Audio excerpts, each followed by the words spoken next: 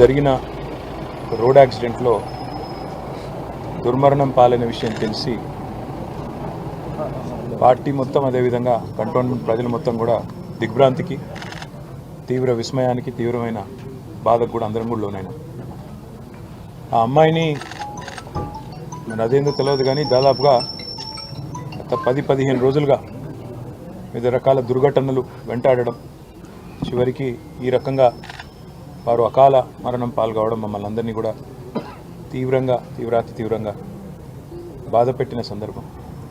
దురదృష్టవశాత్తు నేను ఆ రోజు విదేశాల్లో ఉండడం వల్ల రాలేకపోయినాను.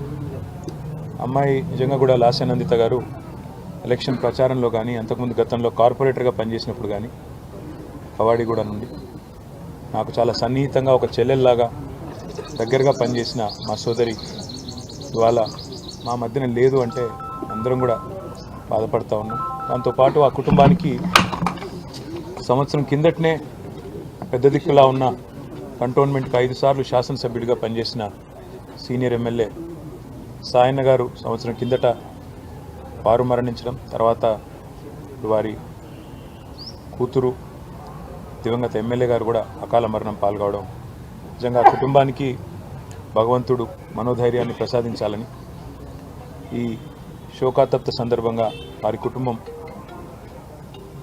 మనోధైర్యంతో నిబ్బరంతో ఉండాలని, వారికి అండగా మేమందరం కూడా పార్టీ పరంగా గౌరవ కేసీఆర్ గారితో పాటు పార్టీ పరంగా అందరం కూడా ఉంటాం. వారికి ఏ కష్టం వచ్చినా, ఏ దుఃఖం వచ్చినా, ఏ రకమైన అవసరం వచ్చినా మేమందరం కూడా అండగా సోదరుల్లాగా నిలబడతామని చెప్పి కూడా వారికి తెలియజేస్తూ, కంటోన్మెంట్ ప్రజలు కూడా మంచి మెజారిటీతో అమ్మాయిని గెలిపించారు. వారికి కూడా ఈ మరణం తీరని లోటు. తప్పకుండా వారందరికీ కూడా పార్టీ అండగా ఉంటుందని చెప్పి కూడా తెలియజేస్తాం.